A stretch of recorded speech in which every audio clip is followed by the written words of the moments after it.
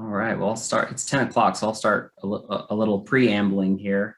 Um, my name's Jesse Sims, and I'm the Library Technology Specialist with Buckeye Public Library System and the chair of Tech Talk. And I am going to record this Tech Talk so that we can put it on a private YouTube link and send it out to the group. So for those that couldn't make it today, we'll have a chance to view it. Don't worry, I don't think it'll go viral, which we'll talk about later in the presentation today. So you should be okay.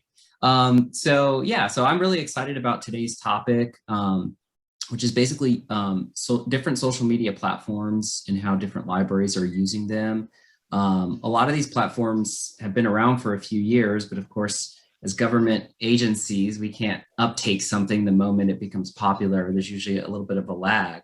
But it's cool to see libraries starting to hop on and take advantage of these. So I reached out to two libraries in the Valley here. So we have Stacy Akahoshi from Chandler Public Library, and she's a teen librarian. And then we have Kirsten Labrosi and Aaron Garrett from Glendale Public Library. So we're going to have Stacy go first. She's going to talk about Discord and using a Discord server and that platform. And then Kirsten and Aaron will talk about TikTok that they use out at Glendale Public Library. Probably the best way to do it is we'll have both of them do their presentations, and then we can do a Q&A at the end. There'll probably be some crossover, I imagine, between some of the questions that come up. So I think it'll be a great way to kind of do a Q&A / mini roundtable at the end of the presentation. So I'm going to go ahead and turn it over now to Stacy Akahoshi from Chandler Public Library. And take it away, Stacy. Awesome. Are you going to share your screen for my slides, or do you want me to? You can share yours. That way you can control advancing them. Go ahead and here. Sorry, I should have had this open. Oh, that's all good. All right. Downtown. Is that a background you have, Jeff? Or are you actually in a festive area? I think you're on mute.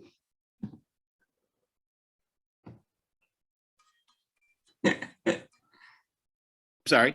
No, I wanted you to think I was in an open think spot. So. Okay.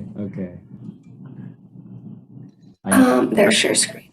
The backgrounds are interesting. It's like a new form of self-expression. All right, cool. Let's see here. Why is this so small?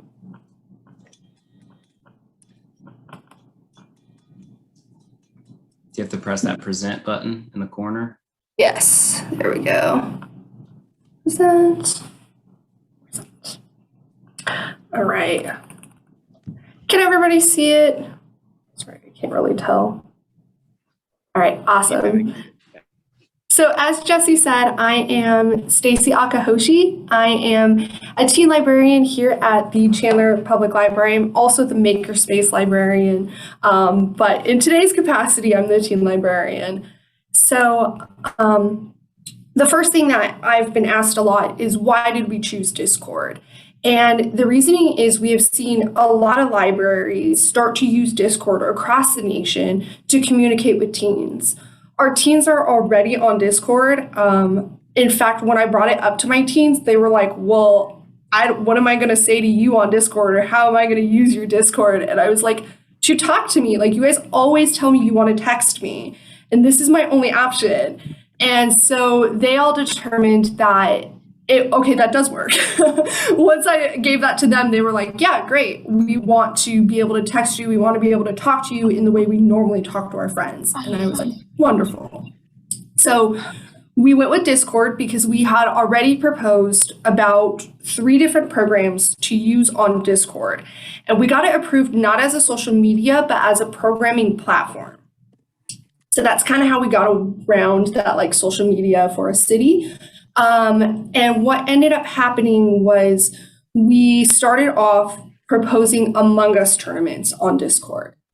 And so that's how we got started. And we had a huge framework from a lot of different libraries who already use it for programs and for other features on Discord to communicate with teams. So we felt it was a safe option to really research this and get this done. So to get started, we put together a proposal of why we wanted to use Discord, how we were going to use it, what were our parameters, what were our rules, and that we would have a sign-up form. So I'm going to see if the share screen will actually let me show you guys the proposal. Can you all see that? Okay, perfect. So I gave a little bit of background on what Discord is because not everybody knows what Discord is or regularly uses it. And I talked a little bit about how I could foresee our library using it. We talked about registration and safety because obviously we want our teens to be safe on any social media platform, especially one where we are going to be actively communicating with them. I really thought about how to keep them safe, what were some examples of people keeping their teens safe, and what was the best way to do this. So I even included like links to libraries that were already doing this, who had been doing it for a while, that we could research and really find more info from. And I compiled our rules. Our rules I compiled from those other libraries that I gave as examples. I took what they were doing, I took what our normal rules are in the library and in programs, and kind of mashed them all together to get this 9 rules.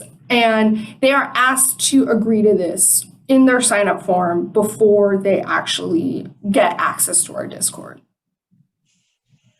So there's just a few things, and obviously some of this, like inviting unauthorized bots, things like that, I can manage that in the settings, but teens are innovative and smart, and they might have the capability of getting around some of those rules that I might not know about. So I just wanted to ensure that these were things that they were already agreeing to. We talked about all the different servers that we would have. So where we're at currently is we have Discord for each of our branches for our teen advisory councils.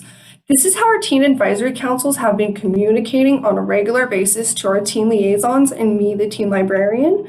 In fact, I was just on my Discord talking to my teens about our TAC meeting that's going to be later today. They're always looking for links. They're always sending me program ideas. They're always sending me suggestions of things that I should be doing, or coming up with, recently they were talking about a Call of Duty tournament, a Smash Brothers tournament, all sorts of other things they could see us doing on Discord. So this is kind of how this works about for our teen advisory councils. And we ask that they always treat this as if they were in our library. And so I'm not going to sit here and say, like, they're teens. They can have fun. They can do whatever it is that they want to within reason. I wouldn't allow them to fight in the library, so I expect them to not fight on the Discord. Or the kind of same rules that I would have in a program regarding language would be the same. So obviously, no harassing language, anything like that. So although sometimes they ride that fine line because they're teens, they also know that I have a moderator who is my TAC president who can actually kick them from the Discord for 24 hours if they misbehave. We have not had to do that at all over the past 3 months.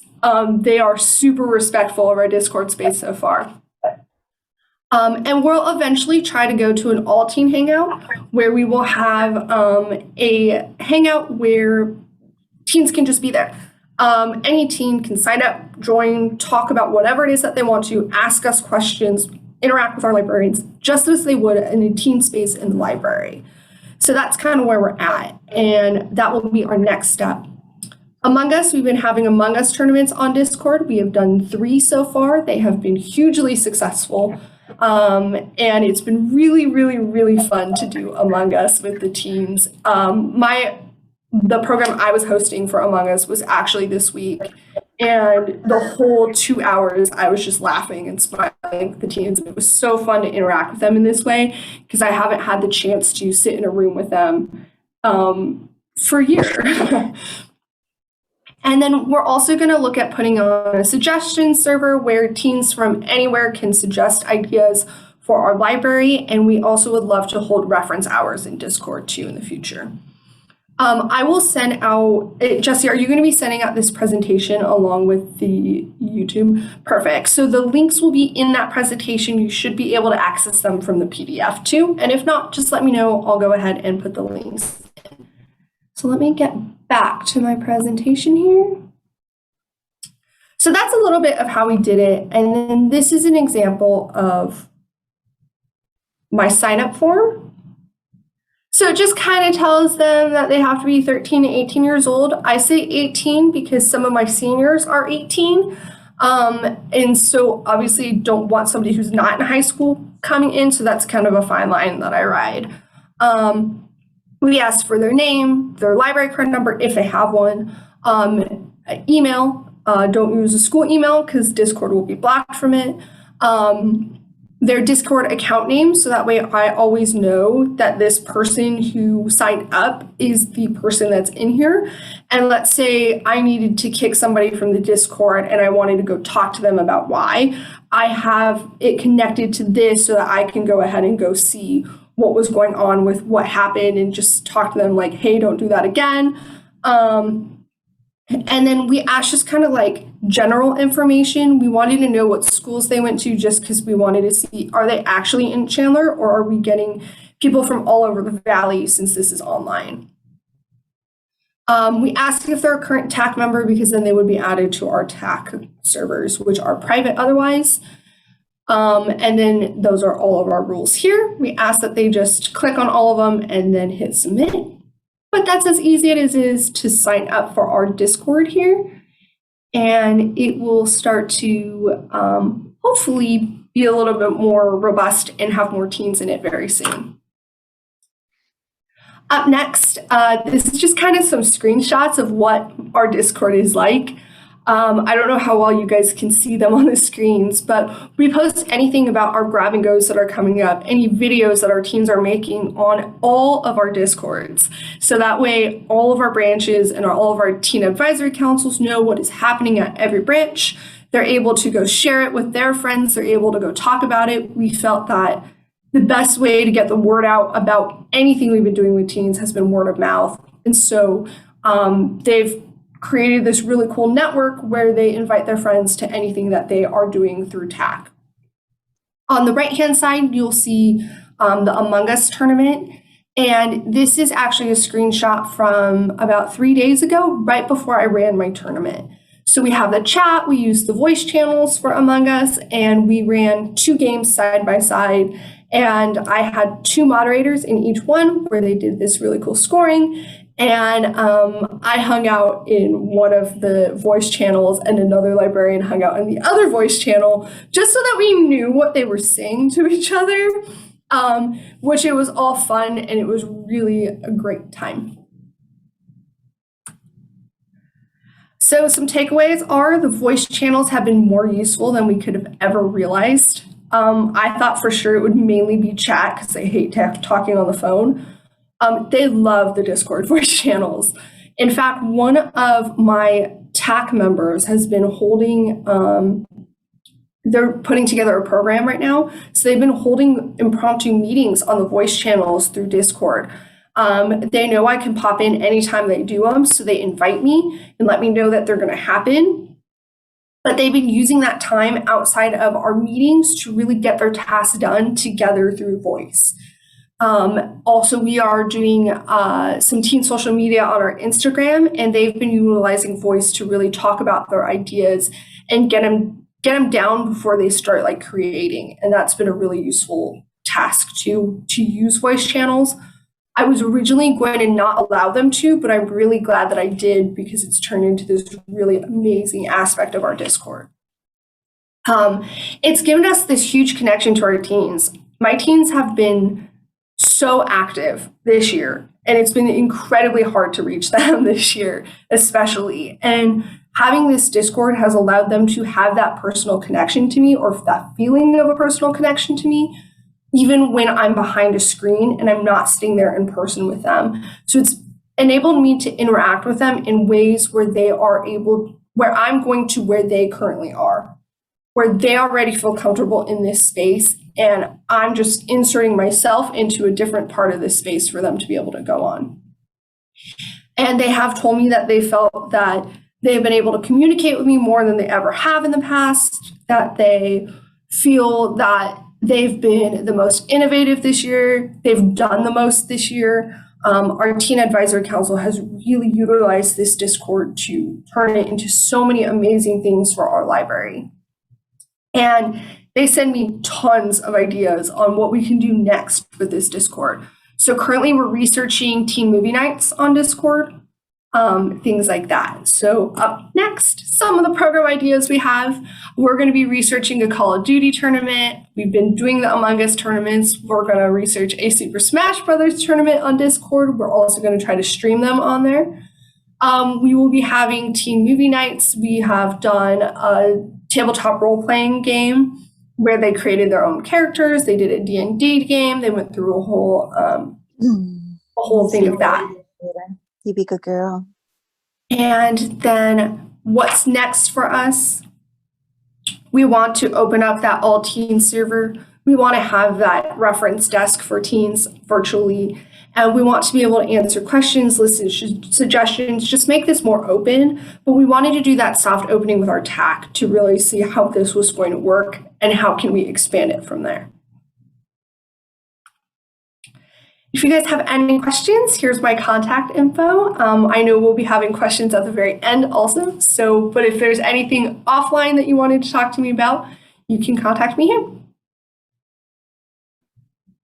All right, thank you. That was very informative. I know I have almost half a dozen questions, but I'll save them for the end. Cool. Okay, so next we're gonna have Kirsten Labrosi and Aaron Garrett from Glendale Public Library, and they're going to present on their experience with TikTok over the last, I don't know, has it been almost a year now? It'll be a year in May. In May, okay. That was our first May the 4th was our first. Oh, well, there you go. Yeah. All right, I forgot about that. Yeah. And can I just first say, Stacy, I am so amazed and just like, about your presentation. This is why I like working as a teen librarian and with teen librarians. It's because like we all just like, you get in there, and I'm so excited to try out Discord with my teens. Oh my gosh, yeah. Anyways, Erin, yeah, a lot of really good ideas. I'm really excited as I'm so well. thrilled. Yay. Okay, so I'm going to try and share my screen. So we did this presentation for teen librarians across the state. Donna had invited us. So I'm just going to kind of use the same webinar. I'm hoping it will work with the sound. I think it's this one here.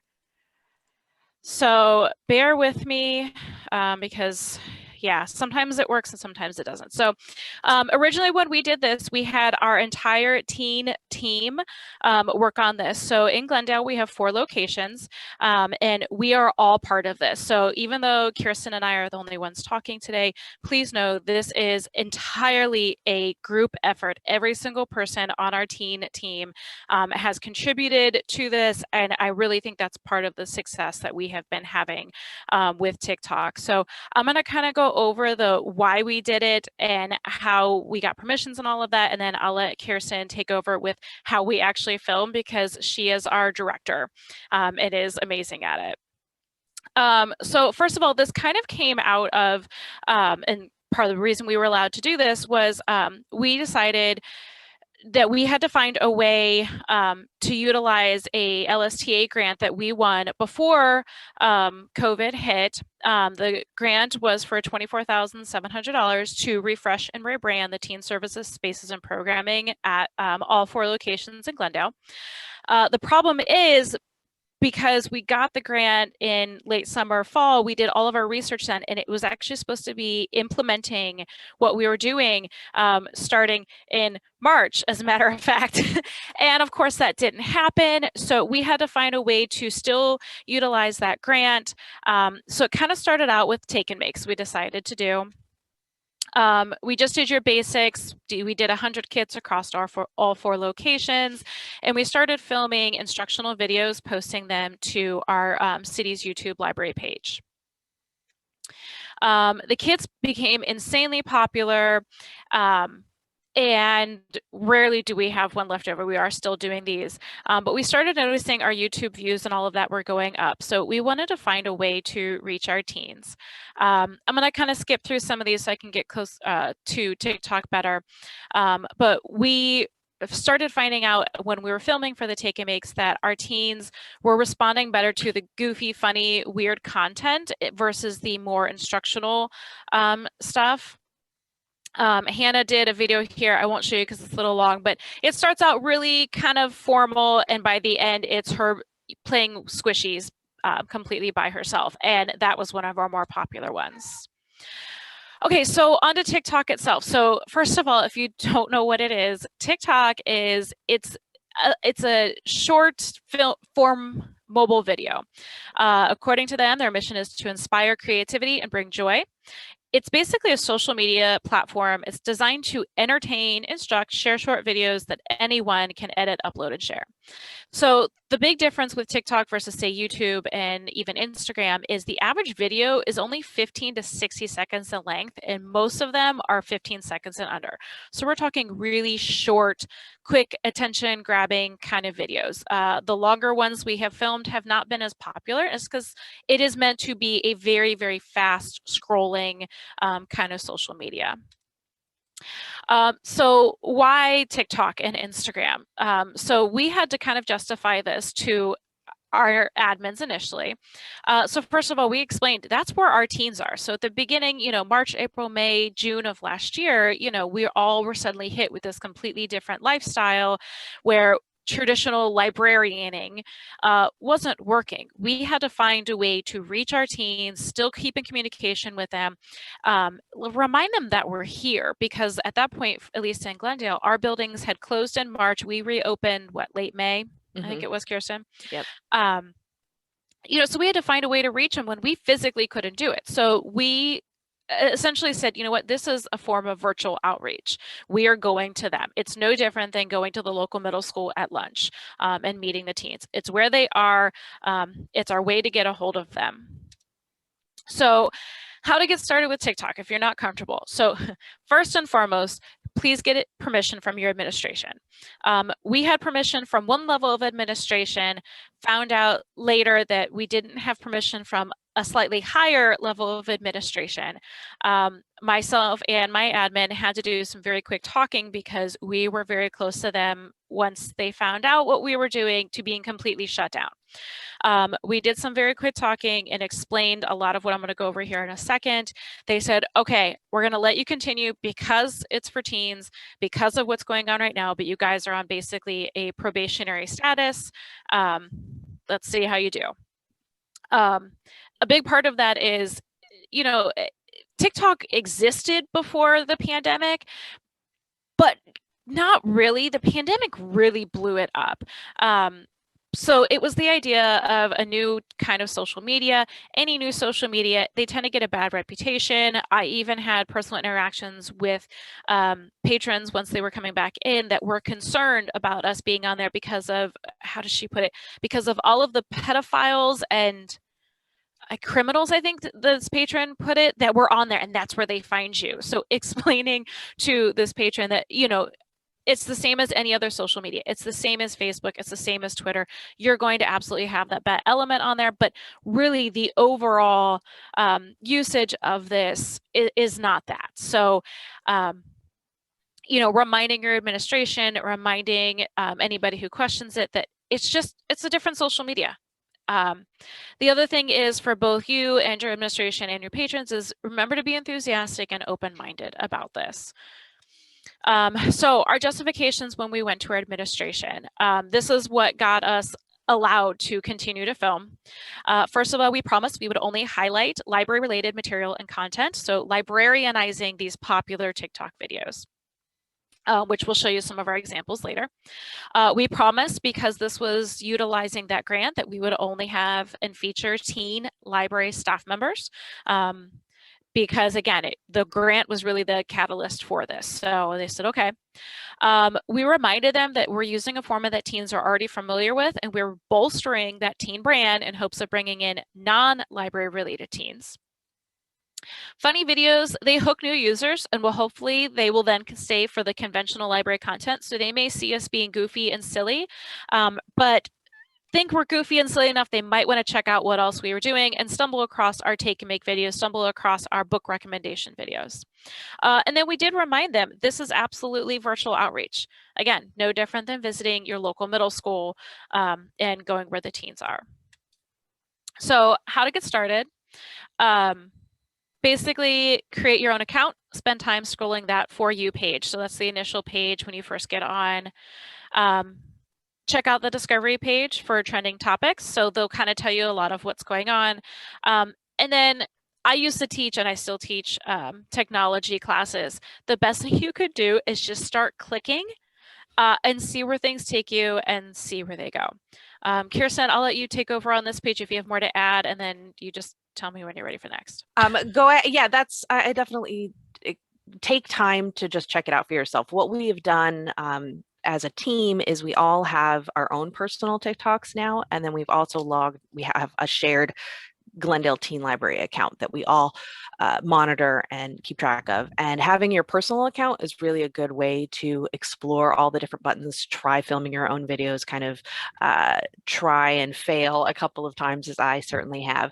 It's a good way to explore TikTok and get a sense of what is popular and what you might enjoy and what other people are doing. Go ahead, Erin. So if you're creating content like many other social media or other ways of creating content, you're going to consider your audience. In our case, obviously, it was teens. What do they like? What are they watching? Who do they already follow? We consulted our Teen Library Council, a lot of our teen volunteers, maybe who are still not doing the Remind app. We had them texting us via that way and then emailing us, other regular program attendees. And then I have a 17-year-old daughter who has been our unofficial mentor when it comes to TikTok content and negotiations or figuring out how our TikTok navigator. We collaborate a lot with each other. We email each other when we have ideas. I tend to be an idea and script emailer, but also when we're together, we do tend to bounce ideas off one another. And sometimes, as in the video that we have pictured here, a video will come about just from a coworker sitting out and waiting while we film another idea. Hannah was just playing around with these chairs and it conjured up an idea that we ended up filming. And timeliness is very, very important on TikTok. If you see a trend and you have an idea, do it as soon as possible and post it quickly because those trends are quick. Yes, we learned that kind of the hard way. I don't know. Can you guys hear this? No. Okay, I didn't think so. I don't know how to get the sound to go, but that's all right. We're gonna move past it. So this is that timeliness. Uh-huh. I know there's a way to get the sound. I just don't know how it is. Do you remember, Kirsten? I think when you share the screen, there's an option with the little checkbox that says share audio. Okay, let me see here. Where do I find that?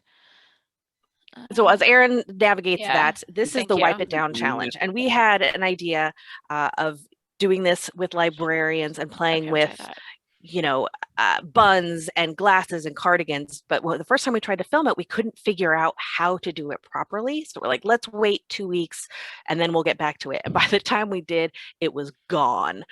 No one cared about this trend anymore. All right, let me see if this very works. Cool trend. So this is a video. This was actually on a commercial TikTok was showing on TV to advertise, but it's a really good idea of what this trend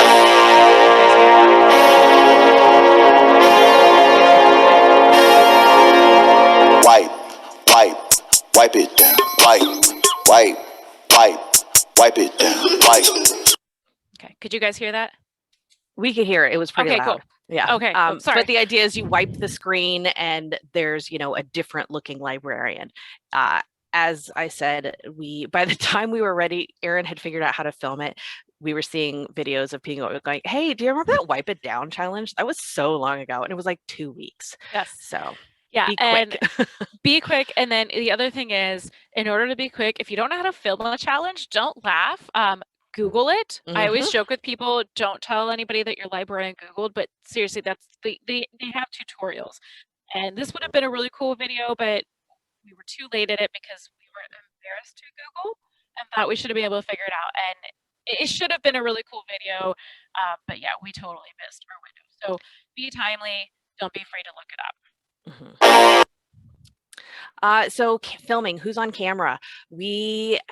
I don't know, teen staff, at least here at Glendale, tend to be goofy, pretty comfortable with teens.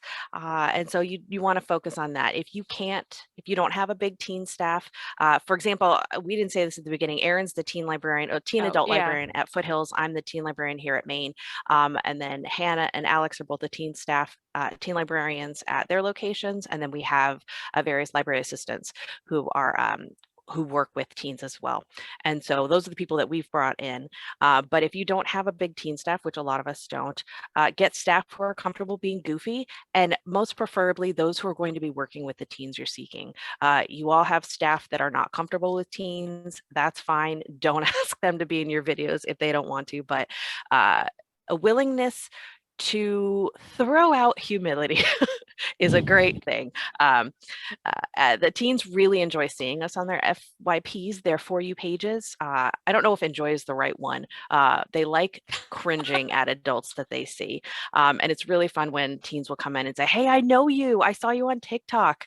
And it also gives them a really recognizable and friendly face for when they do come back to the library, which is so important, making the library a welcoming space for our teens. I will throw out there, I mean, Kirsten, was it Sophia's friend that saw you being cringy and was like, oh my God? Yes, I had dropped my daughter off at swim, and one of her teammates is a library teen, and she says, "Oh, you want to work after this?" I said, "Yeah, I got to go make some. Do you have any advice on being cringy?" And she says, "You are doing a fine job of that already." And it's just like her face was so uncomfortable, and that makes me happy. But she's watching. That's the Yes. kicker. Oh So yeah, she's definitely cringy. watching. Mhm. But they're so entertained by it. So yeah. I'm willing to be a dork if it brings in teens. So you can be as high maintenance or spur of the moment as you like. We schedule time to film. We film every 2 or 3 weeks. Lighting is so important. If you can get a ring light, it is a TikToker's true love. Get one. They run the gamut from expensive to whoa. Otherwise, you film near big windows and well-lighted areas, or in a pinch, you can have several of your teammates, coworkers use their phone flashlight, which I'm using to help light up my very dark desk. Get close, get expressive, and speak up. When it comes to masks, we keep masks on if there's more than one person in a video. But if it's one of us, a solo shot, we do take the mask off to help with expressions and such. And if we're lip syncing to something. But this does occasionally come up in our comments. We recently had a video where we had a solo shot cut in with a group shot. And in the solo shot, Hannah had her mask off because she was lip syncing to a sound. And in the group shots, we had masks, and people in the comments were saying, why isn't she wearing a mask? Because we gave the impression that it was one person coming into a group of other people. So that was something that we hadn't thought of. And it was a good reminder that even though we were being careful in the filming, it didn't look like it in the production. And so that was a good learning experience for us. You can film directly through TikTok, or you can do it outside videos that you then upload into TikTok. It really depends on what you're doing. If we're doing a lip sync video or a video in which you're mouthing the words to something, I find it's easier to sync up when we do it through TikTok.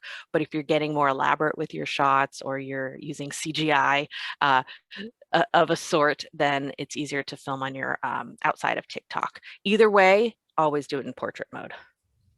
Here's a quick video that Kirsten just shot. This is one of our beginning, most popular ones.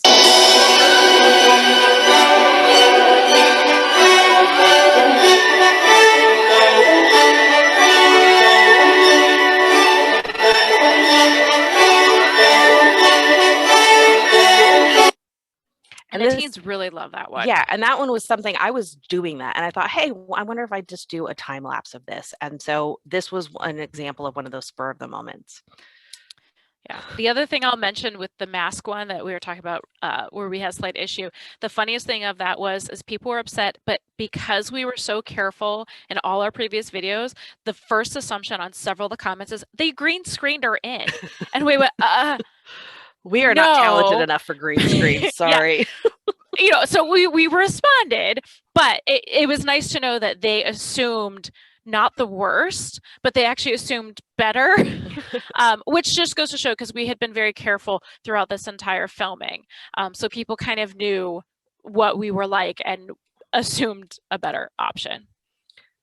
Like I said, you don't have to edit in TikTok. It can be difficult. The controls are kind of small down at the bottom. I tend to have some trouble there. So you can edit elsewhere and upload a finished video. Like I said, if it's a trending sound, you might want to use it in TikTok just to sync it up easily. If you can add closed captions, TikTok does not do this automatically. I know YouTube, you can do the automatic closed captions. They're not always perfect, but it is very important for accessibility, not just for deaf individuals, but also hard of hearing individuals. It's also really helpful for people with ADHD and other neurological, other people who are neurodivergent. Those captions are really important. We don't get it done with all of our videos, but we try to do it as much as possible. You can also add filters, effects, stickers, and lots of stuff, but sometimes less is more. I found that when we put too much in a video, it can be a little more cringy, and not in the good way. Yeah. So Hannah and Alex are two editors. They would like to do their videos elsewhere. Hannah likes to use Adobe Premiere Pro and VideoPad. I think she tends to lean towards VideoPad. We've got some pros and cons here. Adobe Premiere Pro, our boss who does all of our marketing, most of our marketing social media videos for the library, she uses this a lot. It's very expensive. Those are the cons. It's very versatile and you can do a lot of effects and it looks very professional, but it is expensive and it has a lot of features, and there's definitely a learning curve. And if you're not doing it all the time, for example, I use it once a year to create a video for our yearly zombie LARP, and I feel like I have to relearn it each time just because there's a lot to it. But if you're going to use it a lot and you're comfortable with this sort of thing, and you have your library has purchased it, it's a good option. VideoPad is less expensive and you can download a demo, which gives you kind of the basic video editing functions, but you are limited to exporting 3 videos, but it does give you that time to kind of try it out and see if it works for you. As for cons, there's nowhere near as many editing features, and buying the software only allows for 3 downloads, so that only 3 people could use that software. This was a video of editing that Hannah goes through. It isn't scary, as her videos mentions, but if you've got the time and you're able to use it, then it's definitely worthwhile. I don't think we have time to watch it though. Yeah, we're gonna skip over that, but okay. These are some free downloads that you can use. Alex uses these a lot, and we'll watch a little video that she put together in just a couple of minutes. You can use sound effects at freesoundeffect.net, visual effects, media elements, and music from footagecrates.com, high-end photography, unsplash.com, and then more music from the freemusicarchive.org. Just make sure that this is a little more difficult when you're doing the TikTok videos because there's not a whole lot of space at the end to add those credits to those free things. So I tend not to use those just because it kind of takes up space. And also the captions in TikTok are limited. So I don't like to use that to credit other people's stuff, which is why I tend to just do stuff on my own. Erin, go ahead and show that video.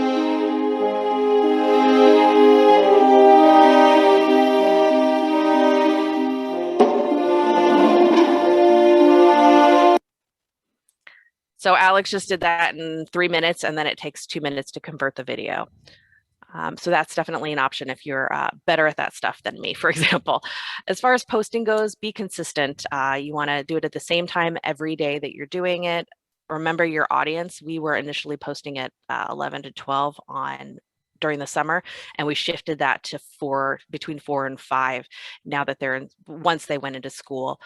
Consider how often you want to post. We decided to post every day, partly because when we started this, we were all working out of the same building, so we had the lots of opportunities to film together. But once we go back to opening, I imagine that we will be cutting back on the number of times that we post, just because it can be kind of labor intensive. Are you going to post every day? Are you going to post weekdays only? You want to definitely add teaser descriptions. You got to be shorter on TikTok than Instagram, and I'll get into that. And you want to use the same hashtags so that your audience can find you easier, and so that you can tie into maybe trends that are happening. Like I said, in that realm, consider using hashtags that are popular. For example, one, it's not so popular anymore, but in the beginning it was a big deal. The hashtag XYZBCA, which was a misspelling of XYZABC. And as the social internets have done, it ran with the misspelling because that's fun. Yep. And right now, I think it's funny. Everybody's hashtagging coming to America, Yeah. even if their video has nothing to do with coming with it. Yep. But it just means your video is going to be up there with other popular videos that people are looking for. So your hashtag sometimes doesn't always have to do with what your video is about. It's literally what is trending, just to get people to see it. We use our other social media accounts. So our videos go to from our TikTok, we share them right to our Glendale Teen Instagram. We only have a Glendale Teen Instagram and TikTok. We used to have additional Facebook and Twitter accounts, but we weren't getting much traffic on those. So those were all condensed just to Glendale Library. We do have a channel on our city's YouTube page. And so we will do a compilation of our TikToks for videos there, because there are those many teens who are not allowed on TikTok, and even those teens who are not allowed on Instagram. And so we want to find some way to be able to share that stuff with them. So yeah, we do this for the virtual outreach. If you get comments on your videos, respond, even if it is just pressing that heart next to the comment, just to show that you appreciate them being there. It's definitely fun to interact with the people on your videos, and it keeps them invested and keeps them coming back. And you also want to do this to monitor your comments thread. We've been doing this almost a year, as mentioned, and so we are getting more and more people commenting on our videos, and occasionally we've had kind of uncomfortable comments. We haven't had anything truly awful, but it has created a need for us to have a stock response, and for us to change the description in our TikTok bio to say that it's a safe space, and that any harassment will equal deleting of the comment. So far, I believe that the one time there was some iffy comments, we responded to it, and that person deleted their own comment. So far, we're doing all right as far as that, but definitely stay on top of that and respond when you can. And just the other day, I did some readers advisory on one of our comment threads, so that was pretty fun as well. Yeah, remember, this is social media. So the whole idea is being social with the people who are responding to your videos. So it's a conversation back and forth. And the nice thing is, because each of us have access to this account, if one of us sees something that we know we can respond to better than maybe the others, we are all allowed to do that. I actually had a whole interaction. One of the videos, somebody had commented like, "Oh my God, that looks like a girl I worked with in Ohio, but she can't be because this is Arizona." And here it was a page that I worked with over 20 years ago. Haven't seen or talked to him. I am not friends with him on any of my personal Facebook pages, anything. He would have no idea what I look like now. He's a middle school teacher, so he was like, "Oh my God, what are you doing on my Ohio For You page?" I'm like, "I have no idea, but hey, how's it going?" kind of thing. So we get these really cool personal interactions, but we also respond to them, so people see that we are human. We're not perfect. We're going to get into some mistakes here in a little bit, but B, again, it's them interacting with us. It's not like you're talking to The Rock or somebody like that, who's never going to see this. We are here, we are responding. We're literally just librarians, and this is, if we can't talk to you in person, this is how we're going to interact with you here. So tracking statistics. This is a great way for figuring out tracking your views and followers. There are business and pro accounts. The pro account is free and will offer basic statistical information. The business account is on Instagram. We have that, and then we have the pro account on TikTok. And both of those instances, they're free. They just offer more statistical information. Instagram keeps changing the way they track those statistics. It's very confusing. TikTok has kind of stayed the same. It'll give you an idea of when people are watching, the ages and genders and locations. It also tells you videos that your followers are watching, so you can kind of keep track and get an idea of what they like if you want to continue keeping those followers, for example. Go ahead next, Erin. So these are our first viral video, and I must preface this by saying we are library TikTok viral, not actually TikTok viral. So we have thousands of views, not millions of views, hundreds of thousands of views in a couple of cases. But this was our first instance of experiencing this. We have this, Velma Teague Library has a pull down map in their teen space that is a relic from many years ago, and this first video, we found it and we're kind of just playing it with it as we were talking about it, and then we thought, hey, let's film this playing with this map. And so go ahead, Erin. Did you know we had a map here? Oh my god, I wonder how old it is. Oh my gosh. Where's the copyright? Wait, something right there, there. Oh, 1965. Wait a minute, doesn't that mean 4? 1964. 1964! High five! Oh, no, coronavirus.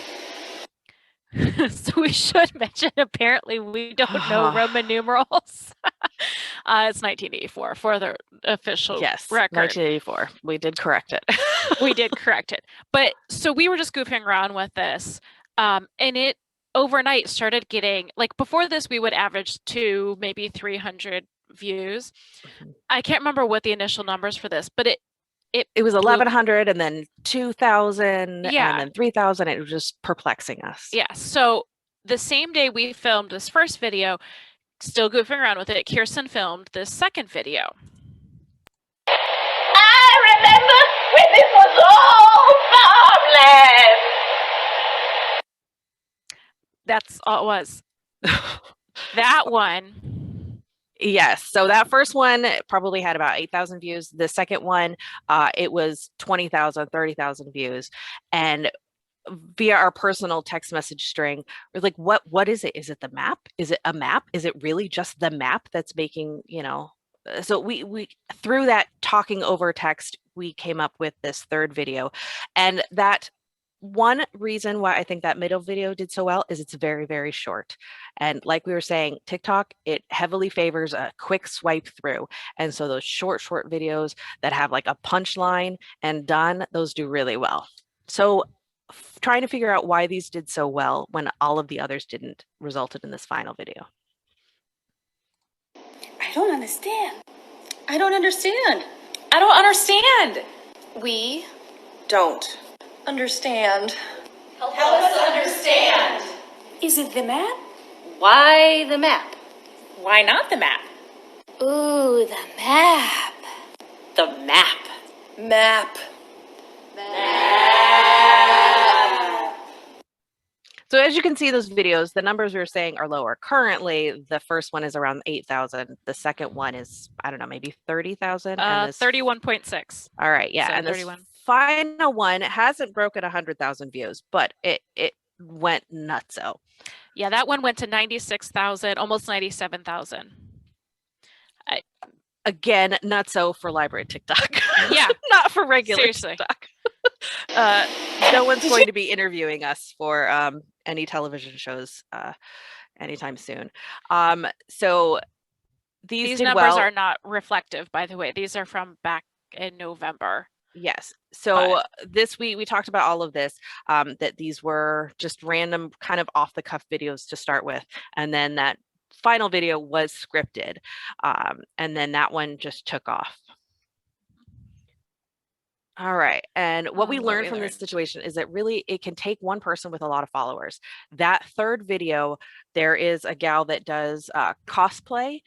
She does a lot of Hobbit and Harry Potter cosplay, and she has a ton of followers, like 96,000, I think at the time, followers.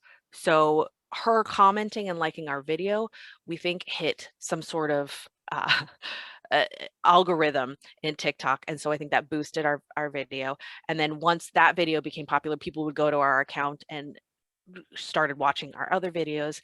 Be conscious of the hashtags. At the time, this was following an unsettling thing that was happening mostly on Twitter and Reddit, where the NAMBLA group wanted to rebrand themselves as part of the LGBTQIA community as minor attracted persons. And so the hashtag MAP had a really nasty pedophile connotation on Twitter and Reddit. That is not the case on TikTok, or at least not we did start looking into it. The map really is just mostly videos about people talking about maps. And some people did bring this up in the comments. And when that happened, it was very upsetting. And we did end up responding to several comments saying, hey, we didn't know what the hashtag map meant in other places. We are aware now, and we assure you we're really just talking about this Velmatique map, and that, yuck, essentially. Yep. And then what we continue to learn from this is that initially we were just doing new ideas every time and catching on trends, trying to catch trends. And what MAP taught us is that maybe we could revisit ideas so that we could do a series. So we've done several library grandmas where it's grandmothers misremembering popular series to get for their grandchildren. We've done several of those that have done pretty well. And then we've used a song, Don't Be Suspicious, from Mona Lisa and Jean Ralphio from Parks and Recreation. We've used that sound a couple of times. And it's less of what we've done and more of a kind of ongoing series that helps build recognition of our digital presence. And what else we learned is that every video is going to go viral.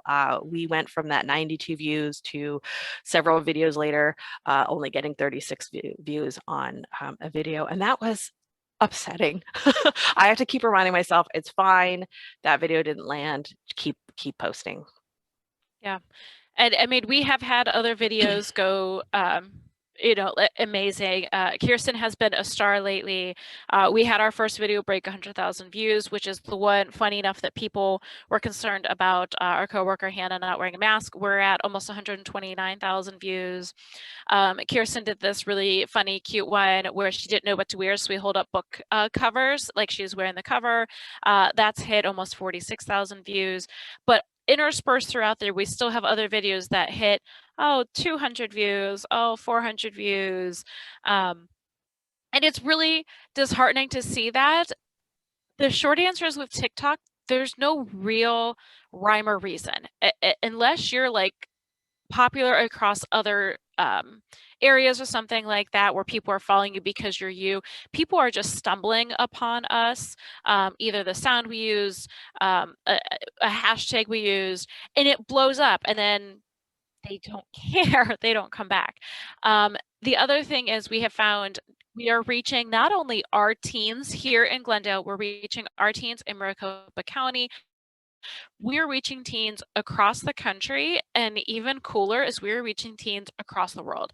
Our top views obviously are the United States. When you break it down though, we are also huge in the UK and recently Germany. That's a whole new one.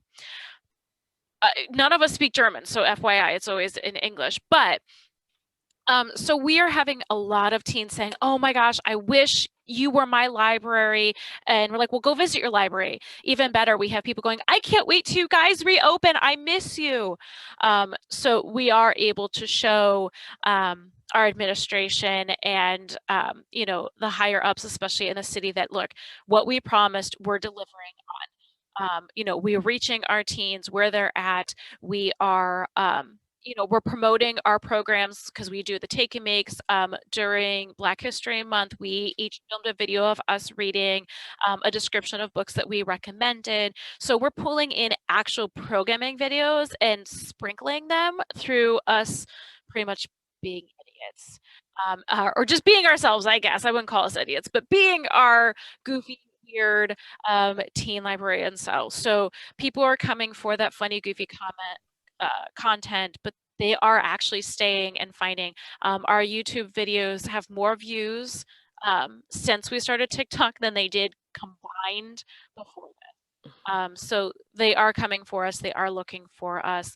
And they are coming in. I do our drive up window here at Foothills, and I can't tell you how many of my teens, or even teens I've never seen before, come through and are like, wait, I know you. And my hair is purple. So a lot of times they go, wait, I know that purple hair. And I'm like, oh, yeah, I'm in the library. They're like, no, I saw you on TikTok. And I'm like, oh, yeah, that'd be me. Hey, how's it going? And to be bluntly honest with you, it's really funny because they're really shocked that they came to our library and we are legit here working the desk. Like, we're not a hired actor. So it's really funny to see that They would get different people, very different people if they hired actors. Goodness gracious. And Terry, our superpowers are also being dorks. So yeah, it will be well received on TikTok. Yes. So, and that's the best part is it makes us very approachable for them. So we are showing it's working. They are coming and finding us. They're very excited for us to reopen, but they know they have a contact with us even when we're not. One more thing I wanted to say is something that came about from this, in addition to the teens, is there are a lot of library staff that post comments and library science students that post comments on our videos and say, oh, I can't wait to work in libraries. This looks like so much fun. So we're kind of not just changing the way libraries look for teens, but also maybe some for adults too. So it's kind of, it's a double benefit. Yep. That's it. That's what we've got. That was great. Thank you. Very, very informative and interesting. I want to go start a TikTok now, but I don't think they'll let me. So I know, right? that kind of comes. I'll start off with my first question, and then you guys go ahead and think of questions. You can either hop in and ask them, or pop them in the chat if you want to. And I thought it was interesting how you guys both frame these differently. I mean, they are different platforms, but in some ways they're sort of, I guess, approaching a similar thing. So TikTok was sort of framed as virtual outreach, which I think was smart. And Discord was framed as programming, which I also think was smart. But it feels like neither of them were framed as social media, which is, again, probably smart. But they kind of are both coming at this place of like the library as an idea, right? Like it's not to this place where we're trying to get people to come to. It's an idea, but that's expanded even farther. I think that's some of the fear maybe administration has, is you have less control over that idea when it's out on somebody else's platform. So I'd be interested to hear you guys talk a little bit about how you came to the decision, both you guys at Glendale and Chandler, to frame each platform in this sort of specific way. Go ahead, Stacy. You first. You're muted. Oh, wait, I can't hear you.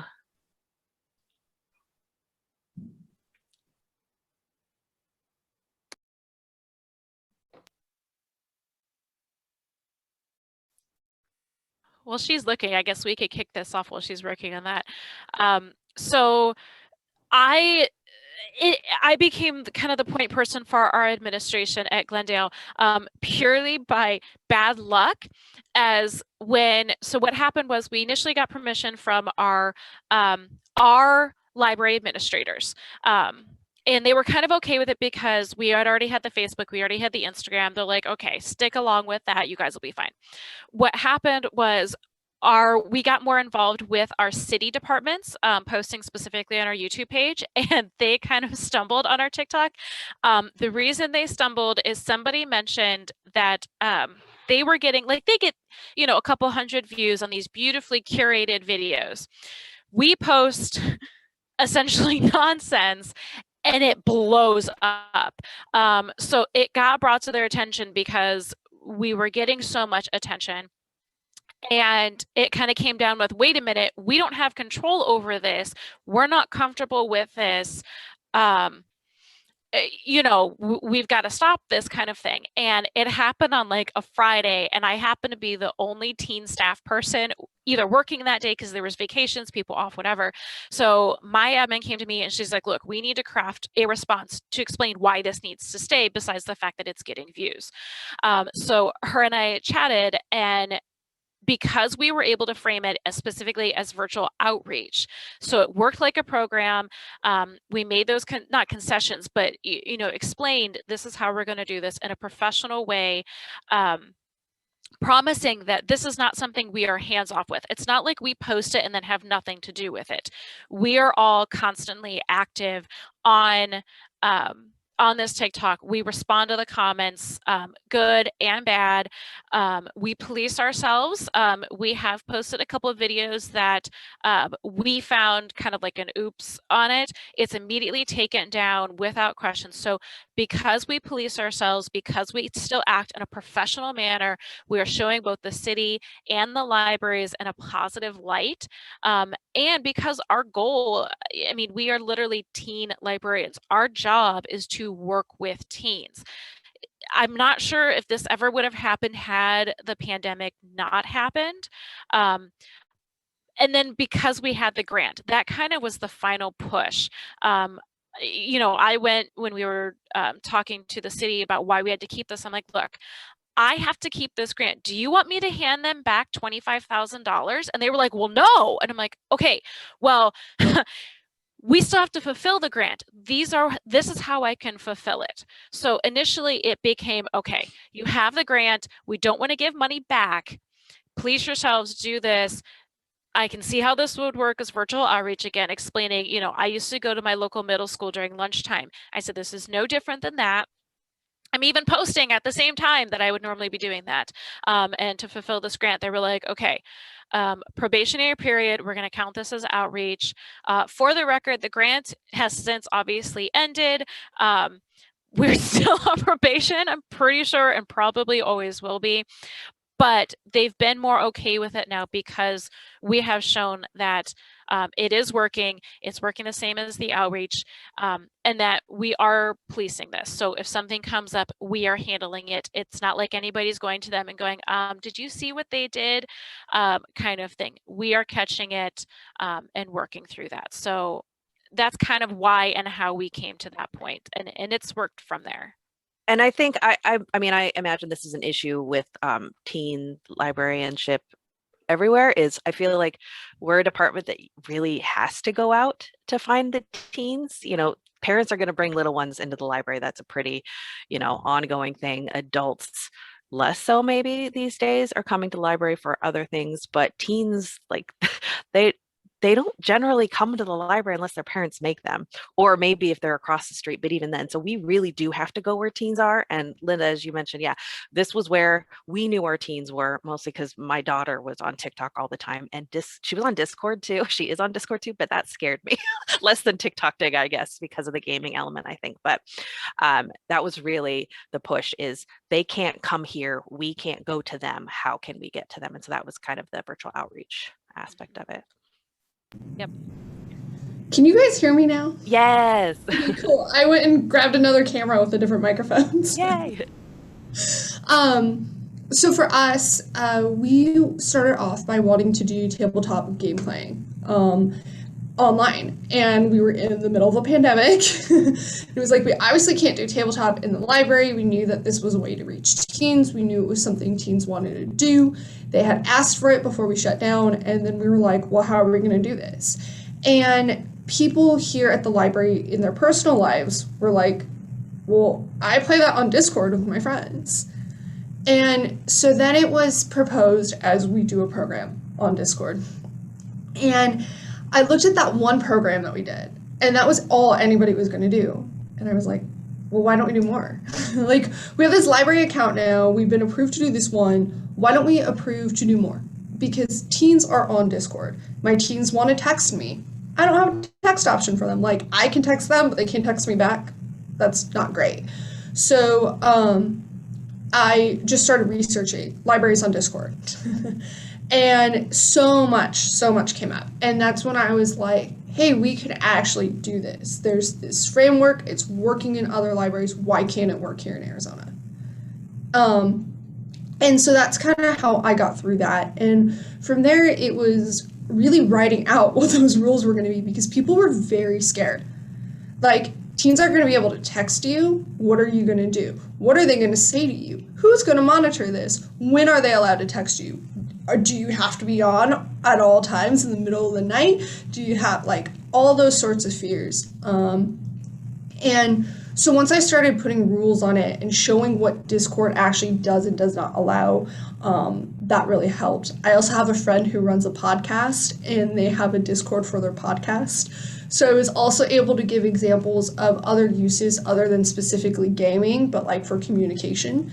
And like how my friend monitors this Discord and what it's like as an admin from his perspective.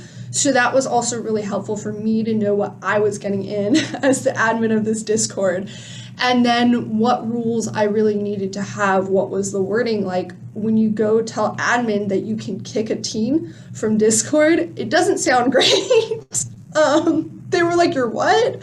And I was like, I promise I'm not actually kicking them. It's not like they get kicked out for 24 hours or a day or however long I feel, if they break the rule. And so it was also an adjustment of what I use in my personal life and the Discord verbiage of getting that to admin was a little bit different.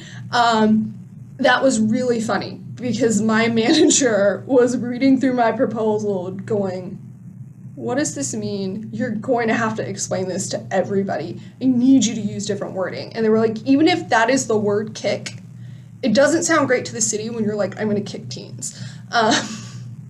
So that was really fun learning experience to be like, okay, don't say you kick teens, even though that's actually the word that we had to use. And so I had to do a lot of definitions. I had to do a lot of, this is how you could wrap your head around Discord, and this is what our aim is with it. And once we started expanding our gaming options and those Among Us tournaments, it just went hand in hand. And everybody was going, wow, the Among Us tournament had 40 signups within a day.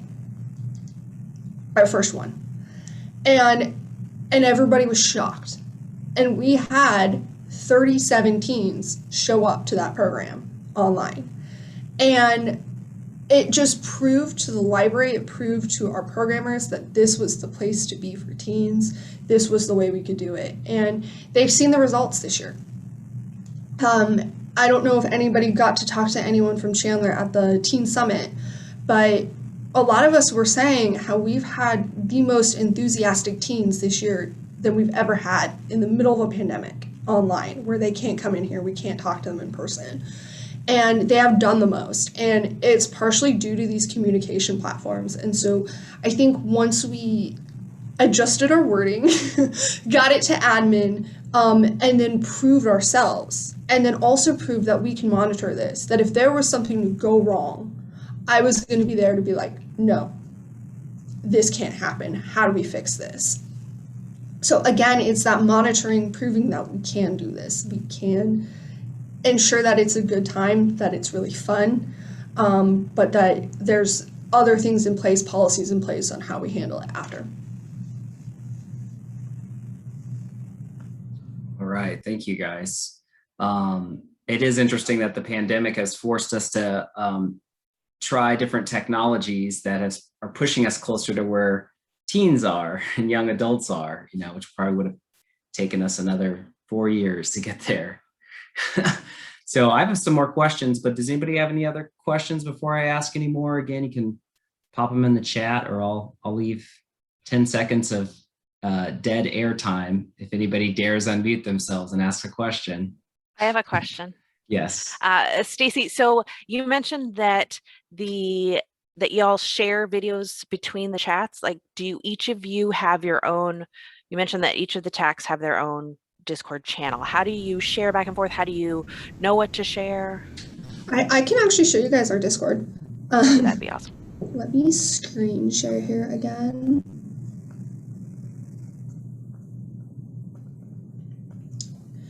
So I currently have up our Discord. I tend to leave it on when I'm at work, just like in the background.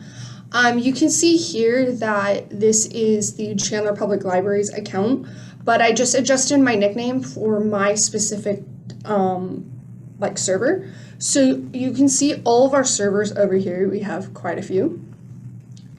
So our Among Us tournament, which took place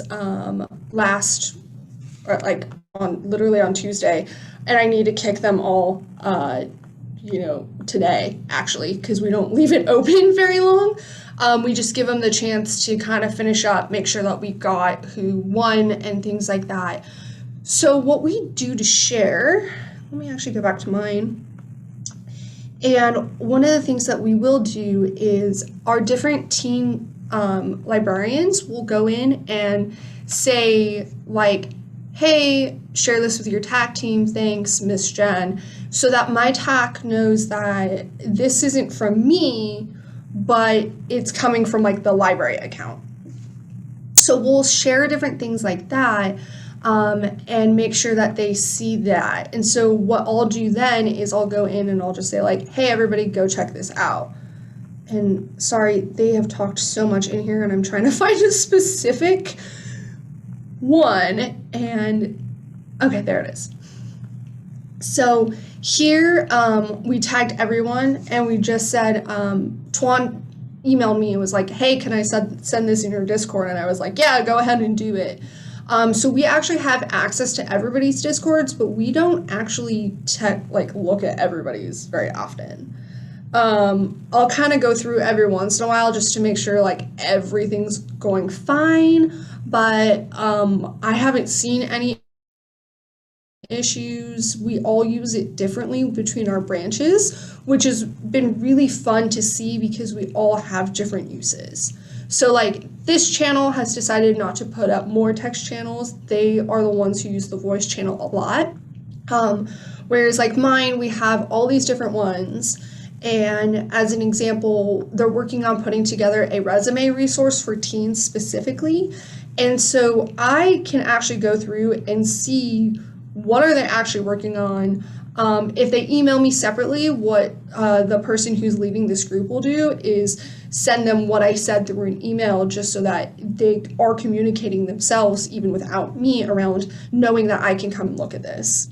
My TAC board has a president-elect, and a secretary. So we have our kind of own chat here, and I've made them certain roles so that they could do different things with it too. So we have all sorts of things. One that's really fun right now is our teen social media group. We've created one across all of our TACs, and we are asking them to come up with social media ideas for our Instagram.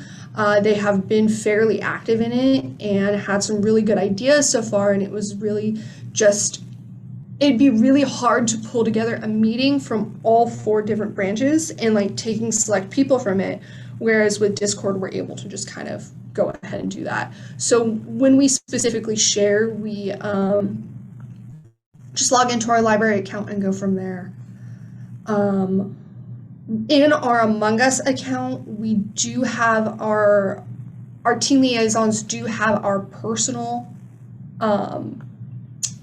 Discords in there, with the caveat that we're only using it when we're trying to help with the programs. So like I said, I had another librarian with me in the program that I did this week. So what ended up happening was they were on the Chandler Library one and I went in on my personal one, changed my nickname so they all knew who I was, and then was able to do it from my phone, whereas they were on our Chandler one on their laptop. So it's, we try not to use our personal ones unless we absolutely have to.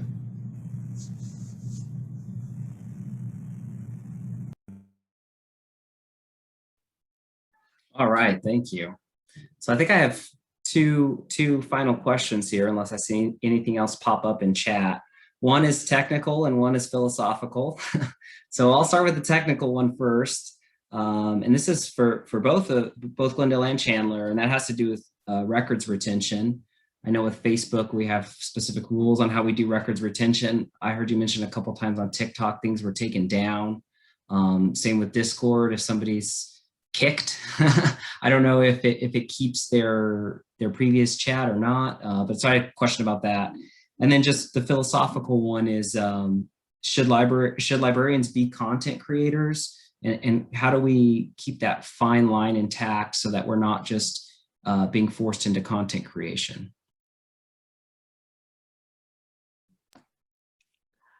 I can talk as far as records retentions go. The times when we've taken down videos, it was mistakes that we noticed in our own videos, and so we thought, oh, let's take that down, we'll redo it.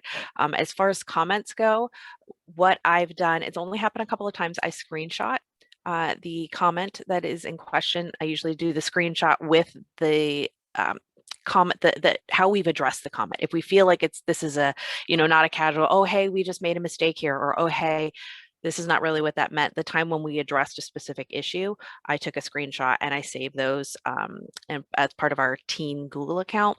It's only happened a couple of times, and so I actually thank you for the reminder to address it with my supervisor, what she wants me to do in that case, but I have kept that as a record of this is what the issue was, this is how I responded. Our team group has agreed that this is how we're going to respond going forward, this type of response. It has fallen to me, I think mostly because I've got the most experience, I think, as far as TikTok, and because I have the teen expert in my house, so it tends to fall to me. You also speak the most professionally out of all of us, so or write. I text and write just the most saying. professionally, I guess. That has helped in that respect for sure. If you've got someone who speaks good business speak or admin speak, get them to do it. As far as the philosophy goes, I understand the concern, because I definitely have felt what happens after the pandemic ends, what happens when we go back to, regular schedule hours. I mean, we're all working desk hours, so there are a lot of times when we have to, like, we've rescheduled this most recent filming 3 times because of conflicts that are coming up. So I know that is coming, but at the same time, I feel like as far as TikTok goes, we won't be doing it daily. We definitely don't have the energy or bandwidth, I think, that will be able to continue. But I do feel like it's a fun way to reach the teens. So, I mean, a small bit of content creating, I think, just feeds into who we are as programmers, because I feel like you're creating a program, you're creating content in a way, and this is just kind of an extension of that. It feels that way to me, but I also, that's just me. That's my view on it. But I do feel like I see a time when that might be difficult. You're not wrong. Even with a regular program, you've got to create the flyers. You've got to create the marketing for it. This is just another form of marketing, because again, we're marketing our library, we're marketing the physical buildings, we're marketing the programming, we're marketing our materials. Us doing the Black History Month, we were using our books in to hopefully get them to come in and check them out. So I think content creating, librarianship especially, I mean, I've been working in libraries over 20 years, and when I first started, my first building still had a physical card catalog and didn't even have computers installed yet. They came like 2 weeks after I started. But so even just in the past 20 years, our jobs and the expectations and how we do our jobs is changing. I think this is just another it's just another adjustment. So we're still doing what our core job is, we're just changing how we do it and making it so they, especially teens, I mean, they don't want things how we did them 20 years ago. I mean, they don't want us to even part our hair the way we did 20 years ago, which I am still fighting against. I do not look good with a center part. But the point is, they want us to, they want us to be with the times. Well, for them, coming into a physical building sometimes is a deterrent. They don't always have the time to browse our shelves or look through these beautifully curated book lists for what's new and what they need. But they can watch a 15-second video and say, oh, you know what, Black History Month, that looks really cool. Let me order that. So we are just, it's adapting. I think that's the best way to say it. We are adapting to not only the current pandemic situation, but just how times are now. So I think content creation this is just the new way of doing it. We're not printing physical flyers, we're recording videos that they want to watch. I definitely agree. I feel like every program I've ever done has had the possibility to go hybrid. So when I look at Discord and how we're currently using it during the pandemic, when we're not doing programs in the building, my next step is that when I can have 10 teens in the building, but I can reach 20 online at the same time, I'll set up the teens here on the Switch and play Super Smash Brothers and have 20 teens online playing against my teens that are in here. So I look at the possibilities of, instead of it just being content creating, like looking at what I already create, which is programs, which is information, which is books, which is all the things that we already currently utilize, and how can I reach other people with those same resources.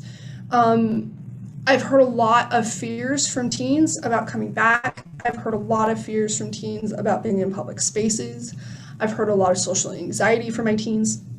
So the more that I can still go to them after this and still be there to support them and still let them know that the library's here for them and it's still a space for them, I think it's the best thing I can do. And if that means that I have to rearrange my programs a little bit to make it a little bit more accessible from home, or I need to make a digital flyer or make a digital post about my programs instead, I think that that's just now a part of my job, and I think we were heading that way anyway. So I think that, yes, it is a fine line. I don't want my whole job to be content creating. I don't want my whole job to be like an online, like I have to manage Discord all day long, every day. That's not what I want my job to be. But I think that it is a tool, not like a all-encompassing type of thing. It's more of a tool for our libraries to utilize. And I look at the TikTok as that too. It was a tool for you guys to utilize now, and looking at how you are looking at doing your videos for the future, or those book videos that you guys do. I think about all the book talks we could do for teens. That'd be so awesome to reach them where they already are. So it's just a tool to utilize the same things that we're already trying to get out, is the way I see it. And then from the technical aspect, Discord keeps a log from the admin person on everything that has ever gone on in your servers. So if the city ever came to me and said, this teen filed a complaint, why did you kick them? I have the log of what happened, when it was deleted, what was said to them, and when that happened. And so it's really neat because it has this all-encompassing log that I think I can edit, but I don't know why I would edit the log. That sounds like a lot of work too, to learn how to edit that log. So I have that record retention built in already. That would already show everybody like, hey, this teen tried to upload this like not safe for work bot. And like, that's totally not okay. And they went around all my rules that they agreed to this, and this is when every single thing happened. And if it was I didn't shut down the Discord when I was supposed to overnight, then okay, yeah, like maybe that's partially me to blame, but they should still be banned or kicked because they broke our rules. So it's really neat that Discord already has that built in because it's there.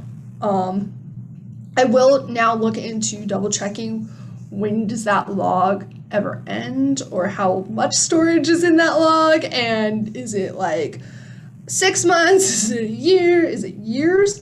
And I'll double check that now and make sure that my admins know that that is kept that way, and is there a different way I should be retaining that log or downloading it to store permanently on a city device. Cool. Those were great answers. Thank you guys. And we had one last question coming here through chat. So we got a couple more minutes left here. So we'll ask this one. So you guys did such great work launching these new platforms, but of course the inevitable question is, where are teens heading next? What's the next platforms you guys are looking at? Clubhouse and Twitch. Clubhouse and Twitch. There you go. Explain. I know what Twitch is. I haven't heard a ton about Clubhouse.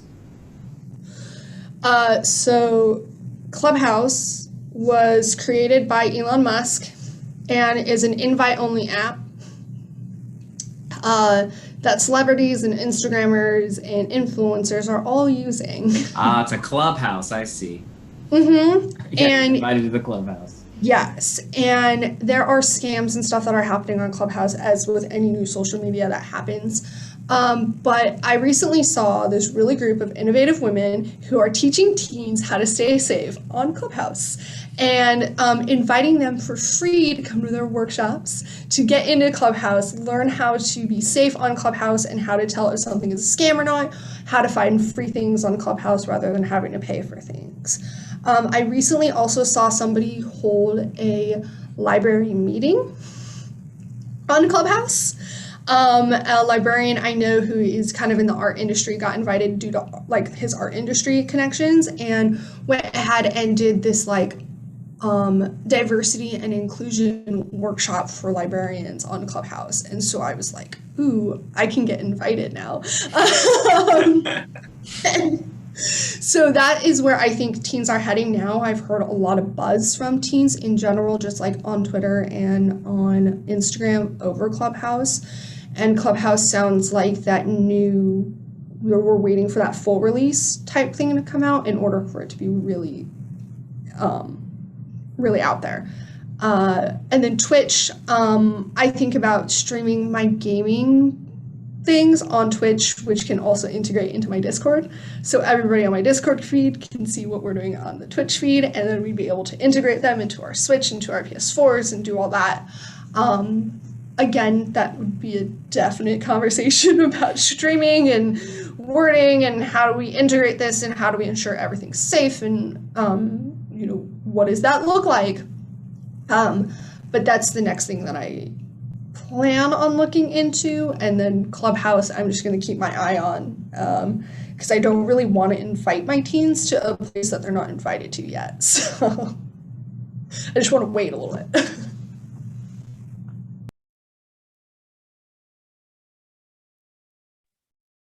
All right. Well, thank you to all three of you for coming today and sharing your expertise. It's really exciting to see people try new things and take on new things. And kind of like I mentioned before, that the pandemic has forced us to take on technologies to get us closer to where teens are. It's always, like you mentioned, Kirsten, it's a challenge to get teens engaged in library stuff. We have early literacy, we have adults bringing their kids or doing lifelong learning. But those, you know, that little gap in the middle can be challenging. So it's really awesome that you guys are reaching out and making that effort to connect to them in sort of innovative ways. Okay, well, I think that's all we have for today. Does anybody have anything else before we sign off? All right, well, thank you guys for coming out. And like I said, I'll email out the link to the slideshows, as well as a link to this recording so you can share it with folks who are interested. And other than that, I'll be in touch with you soon for the next Tech Talk, I believe is in May. So thank you all. Have a good day. Bye, guys. Bye.